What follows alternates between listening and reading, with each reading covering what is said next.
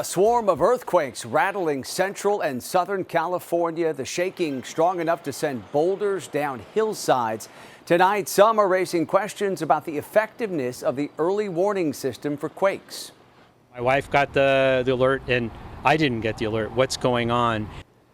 Good evening, everyone. Welcome to West Coast Wrap. I'm Alex Savage. There have been dozens of aftershocks following last night's initial 5.2 magnitude earthquake, and officials say those aftershocks could continue for days to come. The epicenter of that initial quake was near Bakersfield, about 100 miles north of Los Angeles. People reported feeling the shaking as far south as northern Mexico. The quake kept traffic managers busy in the Grapevine. Crews directed traffic around a large boulder that shook loose on a hillside and came crashing down right onto Interstate 5. Thankfully, no one was hurt here. As Fox 11's Christy Fajardo shows us, there is some concern tonight that the alerts designed to warn people about potential earthquakes aren't reaching everyone. Seconds before the strongest shaking, people near Bakersfield started seeing this on their cell phones. But in LA County, social media is full of examples of people who got the alerts and others who didn't. My wife got the alert and I didn't get the alert. What's going on? And so there's always this troubleshooting that goes on around this process. Dr. Robert DeGroot is with the U.S. Geological Survey, the agency that notifies apps and carriers that shaking is coming.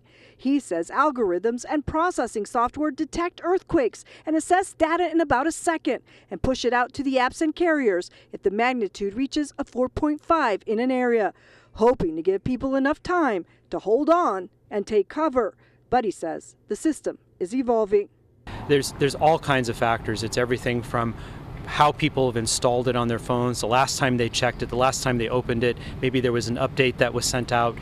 That's why he says it's critical to have the latest updates and to tune up your cell phone to make sure notifications are turned on and allowed even when you're browsing, and that our devices are connected to the internet so alerts can get through. So we work closely with our alert delivery providers like Google and MyShake and others to understand what's actually getting to people's cell phones.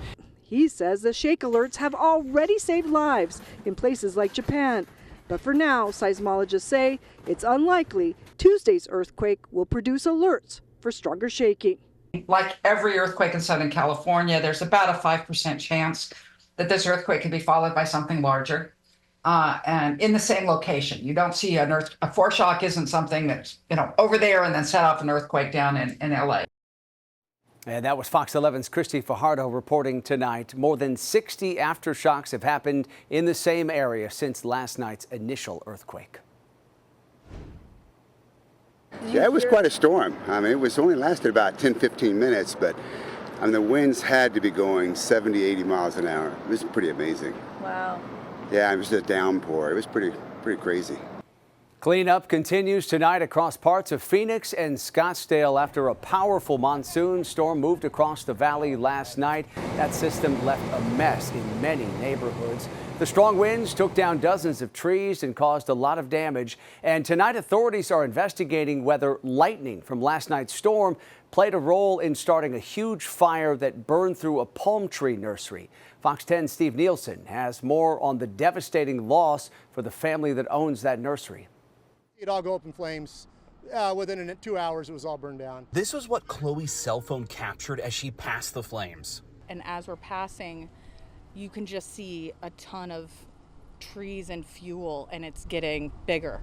A lot of wind. Right along Broadway and 83rd Avenue, the former palm tree farm ignited somehow. The fact that we got there right when it got, to its peak before fire trucks had gotten there, it was a spectacle. In the morning, the charred earth was still smoldering. Quite a sight for David, the former owner of this land. We planted them with just little saplings, 6 inches, hoping to sell them, do something with them, but instead we had a kind of a bonfire last night. He sold the former Dutchview dairy farm to ADOT a year ago, but he still lives in the house next door. At first, crews believed a lightning strike could potentially be responsible, but the investigation is still open. Our radar shows the first strike was about 40 minutes after the fire began at 8 p.m. That lines up with what David witnessed too, but regardless of cause, the fire took its toll. Impressive flames, You could see them a mile north. We have a nephew and niece up there, and they sent us pictures.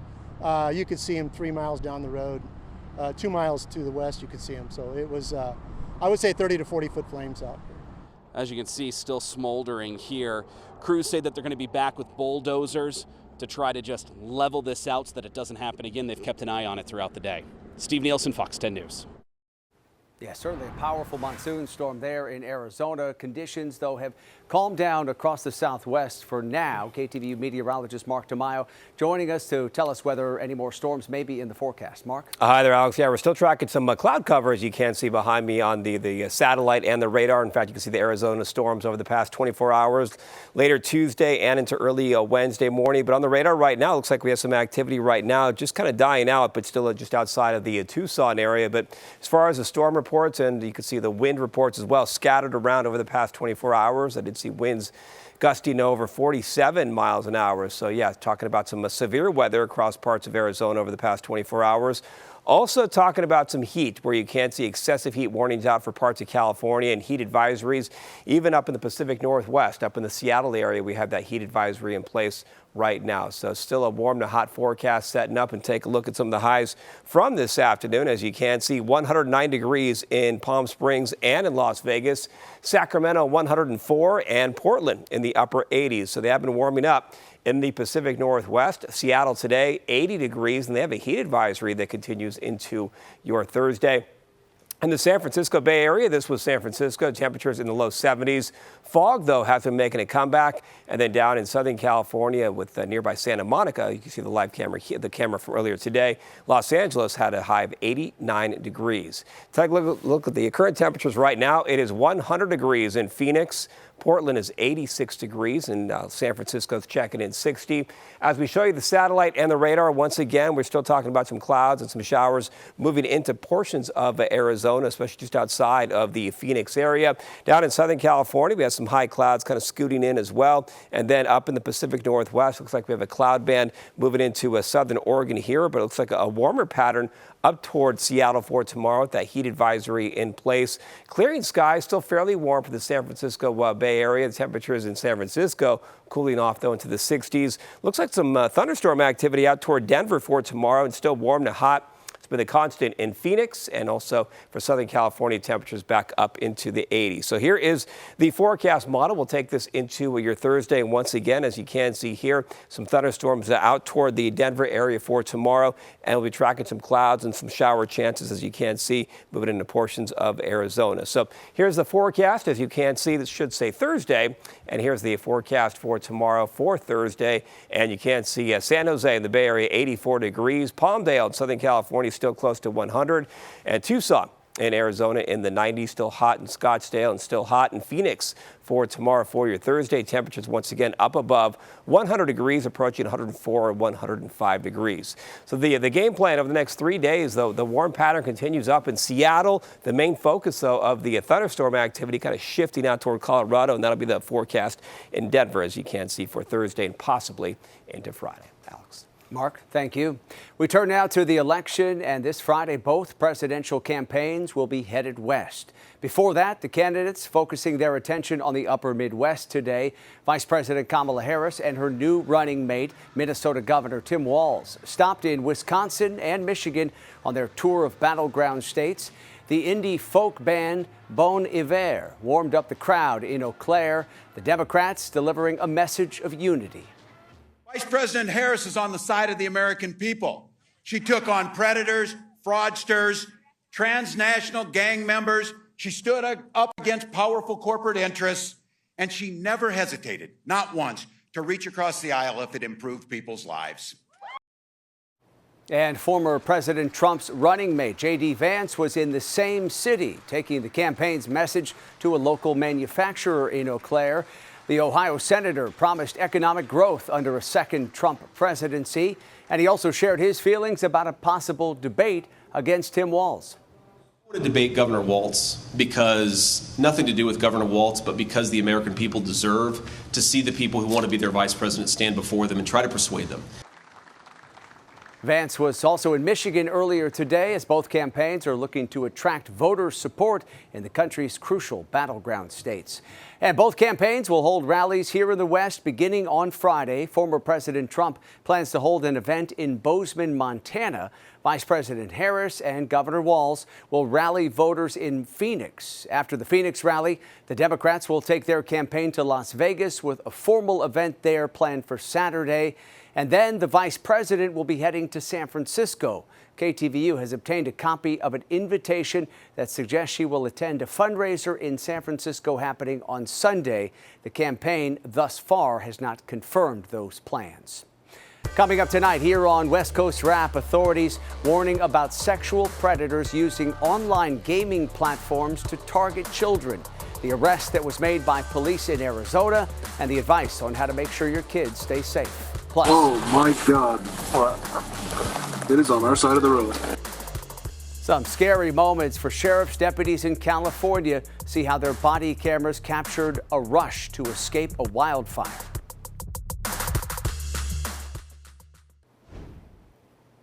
Think we need to go that way. I can't see if we can get out that way. I don't think so, man. We're stuck. We're going home. Come on. We're going to get out of here. We got to get out of here. Newly released body camera video shows Kern County deputies spending 40 terrifying minutes trying to escape California's Borel fire. Those deputies found themselves surrounded by flames back on July 26th as that wildfire grew to more than 30,000 acres east of Bakersfield. Fox 58's Michael Patterson shows us what it took to get those deputies to safety. Worst case scenario, we get close enough, we can't get further. Start hitting the sirens, the air horn, and we'll make as many announcements as we can over the PA. 4:29 p.m., July 26th. As the Borel fire quickly rushes towards the town of Havilah, so too were 3 Kern County sheriff's deputies and a U.S. Forest Service officer trying to evacuate people out of town. Oh my God, it is on our side of the road. Less than 10 minutes later, as deputies traveled on School Street, the group made a startling discovery that the fire was blocking their path. Hey, Ty, we need to get out of here. We're on School Street, and a fire has jumped across the road. We're going to be dealing with multiple fires in our area. At 4:38, the deputies realized they were in trouble. All their escape routes were blocked by the rapidly spreading inferno. Their body cameras capturing the threatening flames and smoke, thick like tar, filling the skies. The deputies knew they needed help from firefighters. I can't see if we can get out that way. I don't think so, man. We're stuck. The deputies now had to carefully coordinate with dispatchers to find a way out of the area. It's decided that help from fire helicopters or a KCSO air unit would be their best option. We've almost made it to the dead end of Carper, and the air unit is probably going to be the best bet. Does fire have any air resources available? It's 4:48, and amidst the chaos, a moment of selflessness. As the trio prepares to move to higher ground, the Forest Service officer gives the deputies 2 fire-resistant jackets. The group now appears to consider burning around them to keep larger flames away. Where are we going to light it? Down here? Are you sure about that? Yeah. Okay. If we want to push down into that fire. Okay. So light it here. This side. And hopefully it burns down that. 5 o'clock. As the sky around them is entirely blocked out by smoke, making air rescue nearly impossible, the group spots a fire truck and rushes to meet their rescuers. In their voices, you can hear relief setting in, but the group is still shaken from their experience. Copy. Oh my God. Okay, we're almost there. Yeah, I think we're going to be okay. 40 minutes after realizing their tense situation, the 4 men make it safely to fire crews. You guys okay? We're going to let the fire burn there. We didn't do anything. You okay? We didn't do anything. This guy got you. An incredible escape, and that was Fox 58's Michael Patterson reporting tonight. And you can find extended clips of the deputies' terrifying ordeal trying to make it out of that wildfire. We have all of that up for you at our website. That's westcoastwrap.com. Tomorrow marks 1 year since the devastating wildfires in Hawaii, and people working to rebuild after the disaster are seeing new signs of life in a tree that's become a symbol of strength and resilience on Maui. Right after last year's fires, many arborists worried Lahaina's 151-year-old banyan tree wouldn't survive. On the eve of the 1-year anniversary of the fire, there are new signs the tree is making a comeback. Arborists are planning to install a special irrigation system to bring water to its roots and to the tree's canopy.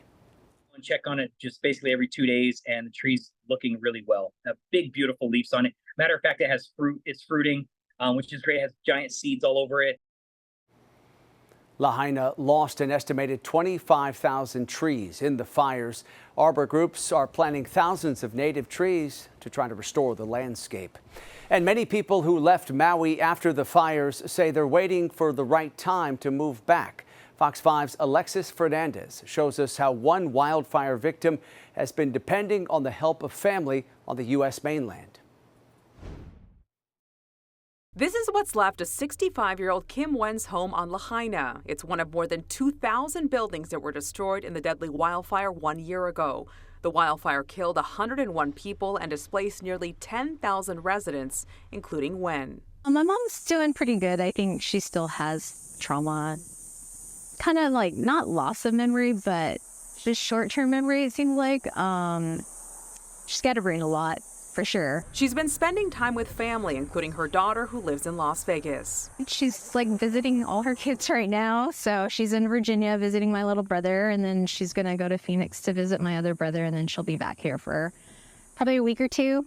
And then kind of decide if she's going to stay here. Wen had to leave the island after 40 years and has only returned twice to check on her property. She was able to recover some coins that she collected over the years and jewelry. It is cleared. The house did not have homeowners insurance, unfortunately, and that's kind of where we're stuck. Try to raise funds or something to try to rebuild. The goal is to return home one day. If she does go back to Maui, she does plan on living with a family friend. Helping her with they're reopening the gelato store that her family friend owned in Lahaina that my mom works for her there. And that was Fox 5's Alexis Fernandez reporting tonight. Maui County is planning to post a video on social media tomorrow on the anniversary of the fires, showing how much the Lahaina community has recovered since those fires, a testament to the community's strength. This was day 2 of the Boeing hearings on Capitol Hill, where the National Transportation Safety Board is looking into the Alaska Airlines accident from January 5th. That's when a door plug blew out on a Boeing 737 in the middle of a flight over Oregon. 4 bolts designed to help secure that plug were not replaced after a repair job in a Boeing factory. The company still doesn't know who removed those bolts or why this wasn't documented. Typically, that escape should have been caught either within that time range for the removal to be written and to have that documentation, or at the absolute latest prior to the rollout of the airplane. To avoid the problem in the future, Boeing says it's considering adding a warning light in the cockpit that would alert pilots if the door plug moves even just slightly well before it could blow out. New warnings are out tonight about sexual predators using internet gaming platforms. A Florida man is facing charges in Phoenix for allegedly exploiting children he met through those online games. Fox 10's Ashley Rodriguez explains what parents should be on the lookout for. These days, staring into a screen is how many kids socialize. Inside the gaming zone in Tempe, friends David and Sam sit on opposite sides of the arcade while still playing together.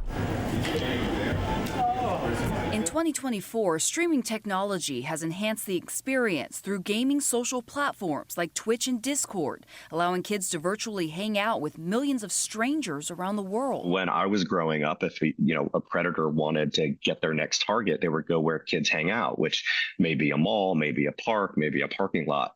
But now that we have these online gaming platforms and kids hang out behind screens, predators know if their next target that they're looking for is a 9-year-old boy, they know exactly what gaming platform to go to find that. That's what happened last year when Scottsdale police arrested a Florida man, 24-year-old Jacob Lozano, who they say targeted 3 young boys online, coerced them into engaging in sexual activity with him over a webcam, and then distributed the material. Just sometimes people try to send you messages online, whether it be in video games or online ranks. They try to say, hey, can I get your number personally? According to the Child Crime Safety and Prevention Center, there are an estimated 500,000 online predators active each day. The FBI says an estimated 89% of sexual advances directed at children between the ages of 12 and 15 occur in chat rooms or through instant messaging. And as gaming technology continues to evolve, the safeguards to protect children aren't keeping up. Just like you wouldn't take your kids to a mall and drop them off all by themselves to hang out with strangers or go home with strangers, we shouldn't be doing this in online gaming platforms. And that was Fox 10's Ashley Rodriguez reporting tonight. The Gaming Zone owner is encouraging parents to look into parental controls, set chats to private, or keep kids off of streaming platforms altogether. Will not build a bridge to bankruptcy in front of my business again. People across Las Vegas worried about the upcoming return of Formula One racing, with traffic and lost business among their chief complaints. Coming up tonight, we'll break down what race organizers think will make things better for locals and visitors along the Strip.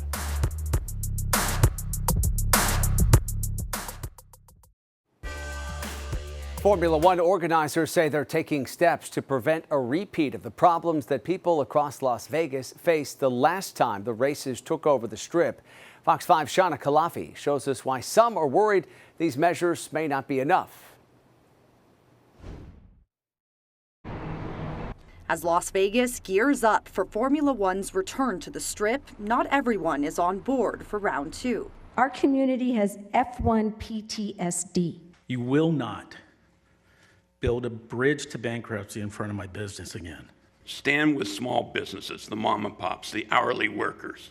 Let F1 know that we are driving this car. At Tuesday's Clark County Commission meeting, Grand Prix officials gave an update on plans for this year's race, including the timeline for construction. They'll start installing the track lighting on sidewalks right after Labor Day, and then track barriers will come a few weeks later. That's when we start to affect the traffic flow around the circuit. Stating again, we are starting at the corner of Harmon and Las Vegas Boulevard and working our way counterclockwise around the circuit. And to help people navigate these traffic changes, F1 officials say a new website is launching later this month. It's interactive.